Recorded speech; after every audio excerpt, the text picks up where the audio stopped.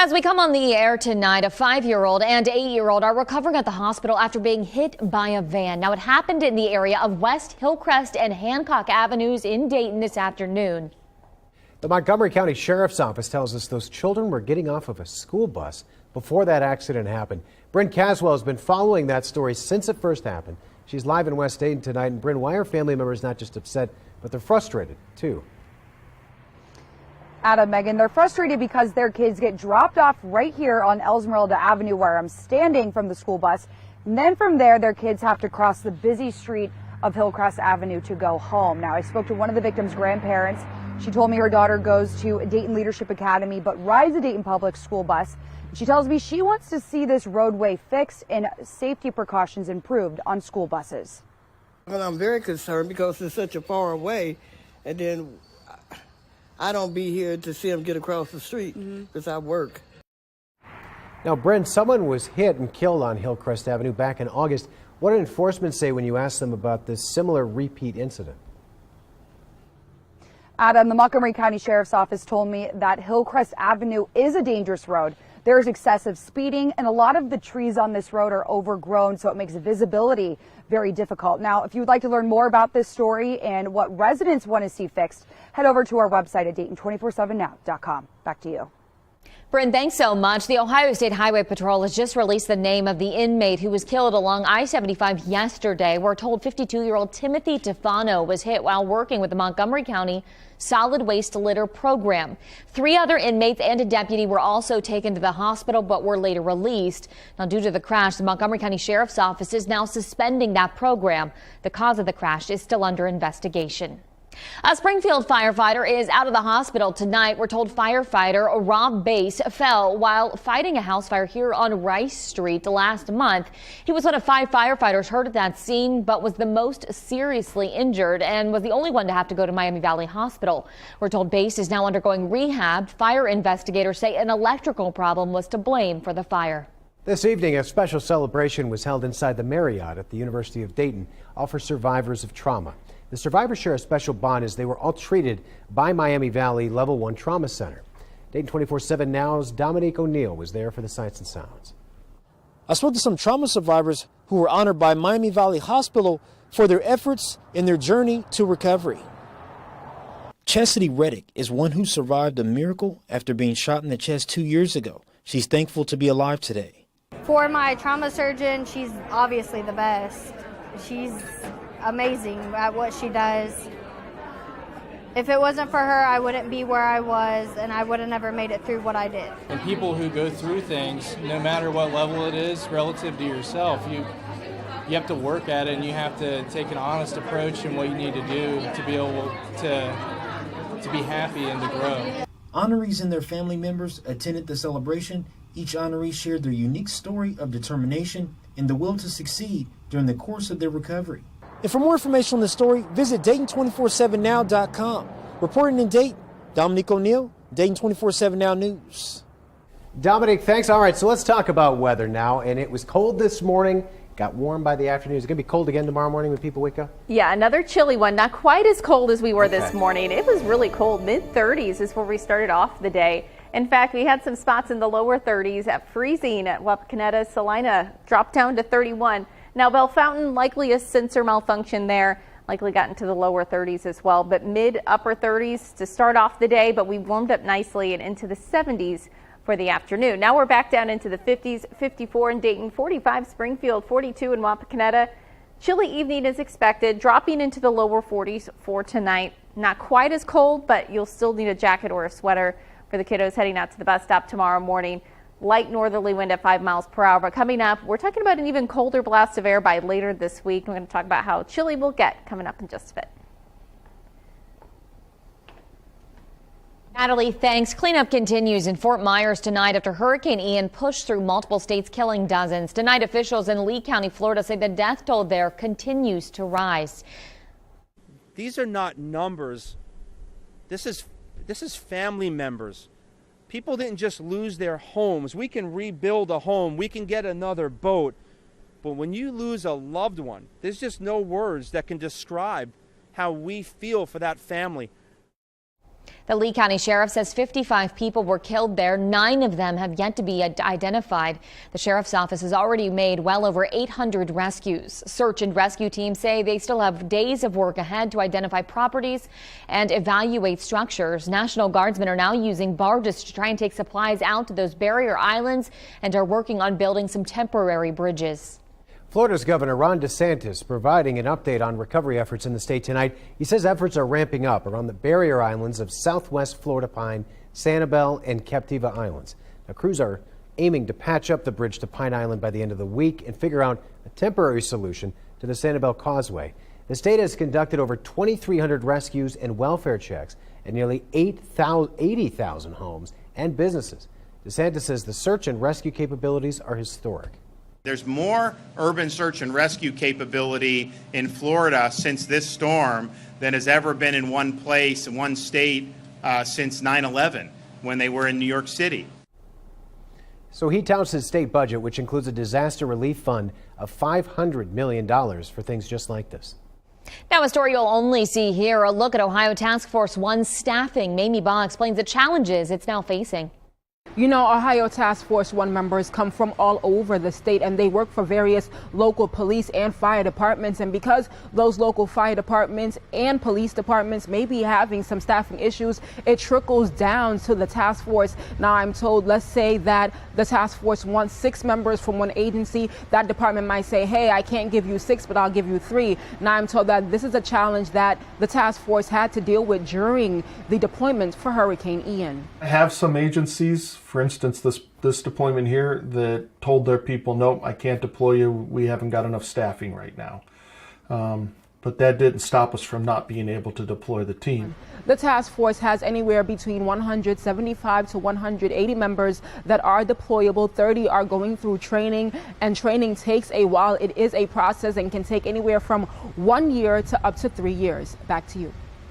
Mamie, thanks. A Warren County judge is granting a request for other records of Brooke Skylar Richardson to be sealed. The 23-year-old Carlisle woman was found guilty of abuse of a corpse back in 2019.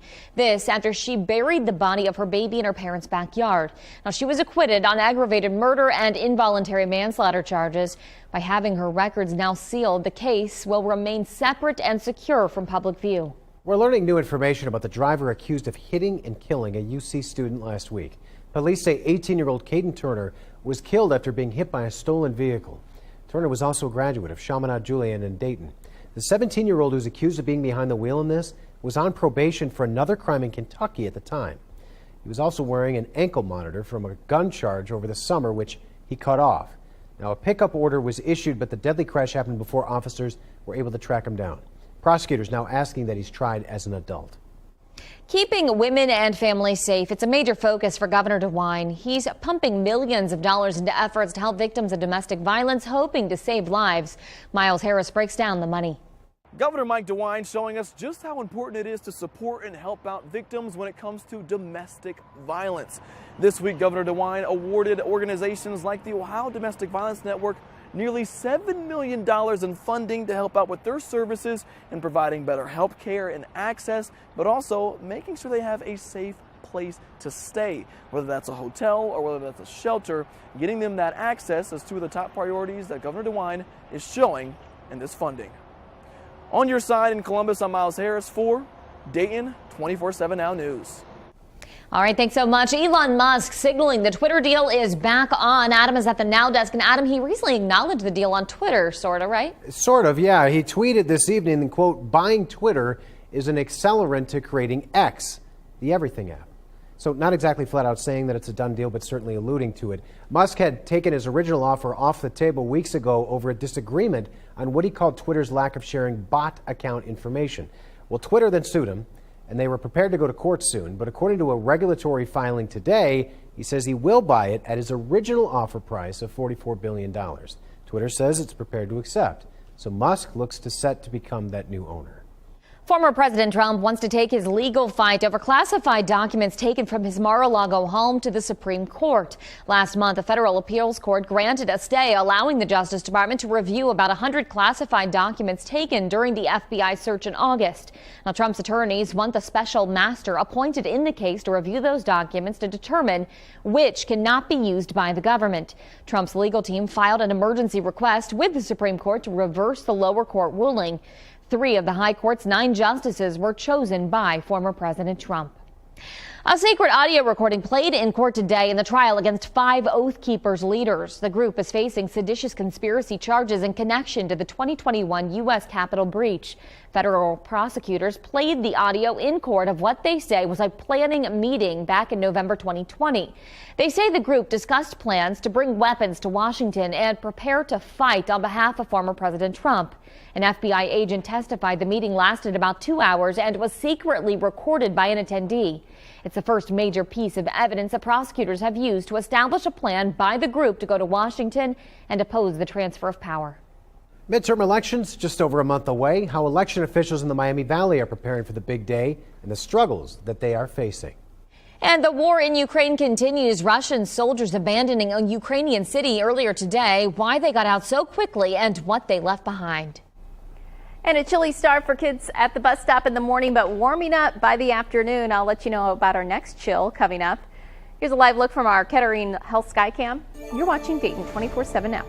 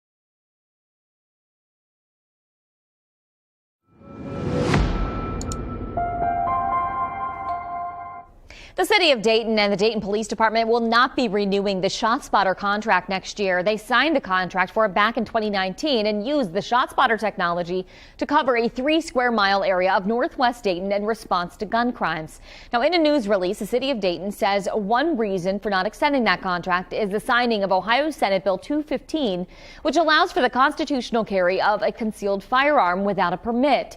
The Dayton Police Department says it will continue focusing on gun crimes and moving forward with beat officers assigned to all areas of the city.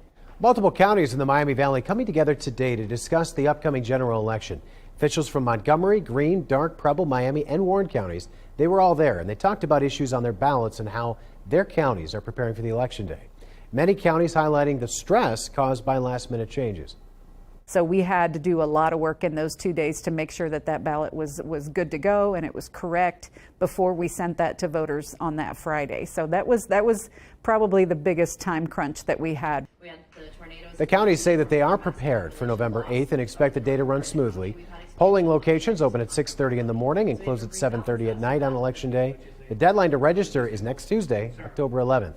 And if you'd like to stay up to date with all the things election related, you can visit the Beyond the Podium section on our website, Dayton247now.com. You'll find all of our election coverage, including exclusive interviews with candidates. You'll also have live election coverage, both on air and online, on Election Day.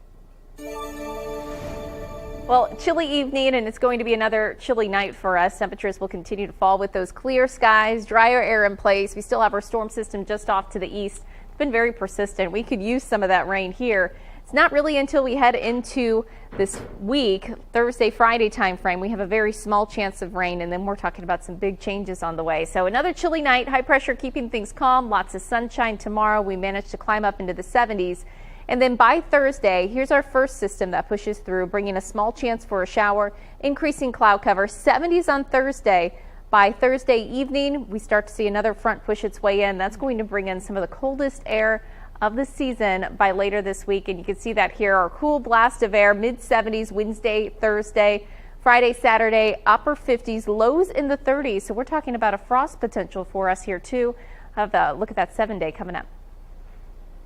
Natalie, thanks. Now to the ongoing war in Ukraine. Ukrainian troops say Russians fled the city of Liman so fast that they left behind their dead. Moscow used the city as a logistics and transport hub. They pulled out to avoid being surrounded. That allows Ukraine to push farther into Russian-held territories and land that was illegally annexed. Ukrainian President Zelensky formally ruled out talks with Russia, saying negotiations are impossible. The Kremlin says it will wait until he changes his mind or for a new Ukrainian president to take office. And the U.S. announcing more security assistance for Ukraine. Adam is at the Now desk, so what are we sending now? The entire package is valued at $625 million. It comes from a presidential drawdown authority, which allows the president to send equipment from our stockpiles. It includes 4 artillery rocket systems, 200 mine-resistant vehicles, plus hundreds of thousands of rounds of artillery and mortar ammunition. The president saying Washington will never recognize Russia's recent annexation of Ukrainian territory. The U.S. has now sent nearly $17 billion worth of security assistance since Russia invaded Ukraine in late February. The number of stolen Kias and Hyundais continues to skyrocket tonight. In Columbus, more than a dozen vehicles have been stolen just since Saturday. Tonight, Steve Levine spoke with automakers on what they're now doing to keep cars safe. Parking lots like this one here in Columbus continue to be preyed upon by car thieves who are stealing Kias and Hyundais. Since the first of the year, nearly 40% of all stolen cars in Columbus have been Hyundais and Kias. We checked online police reports in Columbus. Since Friday, at least 15 of those vehicle models have been reported stolen. 7 of the reports were filed to police just yesterday here in Columbus. Hyundai and Kia now working to stop the car crooks. Hyundai this month began selling glass break sensor security kits designed to prevent thieves from breaking into Hyundais. Kia and Hyundai both tell me they are now working with local law enforcement agencies to pass on steering wheel locks to those police departments so they in turn can give them to car owners whose vehicles are now vulnerable to these thefts. I'm Steve Levine in Columbus for Dayton 24/7 Now News. More than 1 million job openings were erased in August, which could be good news for cooling inflation. It's a sign that the labor gap is narrowing. Tuesday's jobs report shows that layoffs remained historically low and hiring is unchanged. There were 10 million jobs advertised on the last day of August. That is down from 11 million in July and a record of nearly 12 million in March. The stock market is responding positively to that report. Well, gas prices are climbing again. Prices have jumped by as much as 60 cents per gallon in some areas. The national average is now $3.80 a gallon. President Biden is now doubling down with big oil, with demands that producers curb exports to boost inventories here in the U.S. I want to add one more warning. That's warning to the oil and gas industry executives. Do not, let me repeat, do not use this as an excuse to raise gasoline prices or gouge the American people. Now, that was just as Hurricane Ian arrived, but he says the hike in prices are a result of a refinery fire in the Midwest, as well as possible OPEC production cuts. Democrats are pushing for other options, too. I think the administration should also review releasing more oil again from the Strategic Petroleum Reserve, especially since there were reports recently that OPEC might get together and raise oil prices. President Biden released millions of barrels of oil from the oil reserve earlier this year, helping to stabilize domestic markets. Here's a live look from our Kettering Health Sky Camp tonight. A beautiful fall evening tonight. It's actually, I feel like it's pretty comfortable tonight. Yeah. Relatively speaking. We'll see what the morning brings us, though. It's going to be chilly, not quite as cold as we were this morning, but later this week, we're talking about a pretty big chill returning to the area. Big time drop. Yeah, big time drop. Some of the coldest air so far of the season. So let's go ahead and take a look at these next 7 days. What are we expecting? So mid 70s these next couple of days. Going to be really nice for the afternoon hours, back above normal, although we do have some chilly low temperatures. And then heading into the weekend, we have our lows that will be dropping into the 30s. High temperatures, they're going to be in the mid to upper 50s. So we do start to see temperatures climb a bit more as we head into next week, back into the 70s. But overall, plan on some chilly conditions. Again, those lows dropping to the 30s on Saturday, Sunday morning. High temperatures only in the 50s. Going to be overall a big drop later this week. Natalie, thanks. President Biden joining top White House officials and doctors to talk about reproductive rights, the millions of dollars announced today protecting women's rights. And women banding together nationwide for the same cause, the March for Women's Rights in the state and across the nation. You're watching Dayton 24/7 now.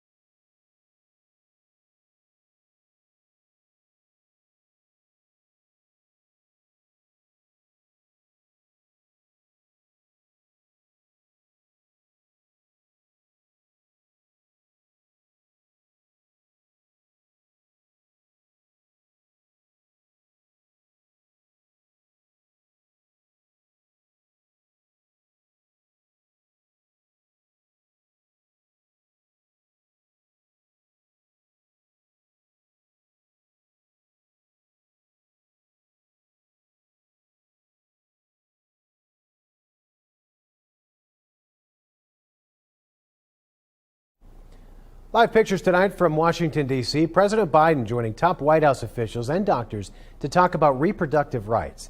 Now, this comes 100 days after the Supreme Court overturned Roe v. Wade. The White House announcing $6 million in new grants to protect women's rights. The Education Secretary says the Supreme Court's ruling has sown fear and confusion on college campuses, something the president is warning against. My message to any other college considering enacting policies like this, don't. Please don't. We're not going to sit by and let Republicans throughout the country enact extreme policies to threaten access to basic health care. The Education Secretary says the Education Department is fully committed to enforcing Title IX protections, which prevent discrimination based on sex or pregnancy. He says to be committed to student success, you have to be committed to their health. The Women's March is happening in Dayton this coming Saturday at Riverscape. The march is meant to push for reproductive rights in the state. Organizers say that more than 11,000 people have pledged to march nationwide. This is one of many marches that are going to take place across the country this weekend. And October is Breast Cancer Awareness Month, and Dayton 24/7 Now is going pink for the Women's Wellness Fund. Be sure to join us tomorrow for an all-day telethon to raise awareness for breast cancer treatment and also cures. You can donate now by texting PINK to 345-345 or by scanning the QR code right there on your screen. A local food pantry struggling to keep up with demand. The spooktacular festival they're holding to help raise donations for the holiday season. And a big name in the football world making an even bigger difference. Up next, what the Joe Burrow Foundation is going to do for people both in Ohio and Louisiana. You're watching Dayton 24/7 Now.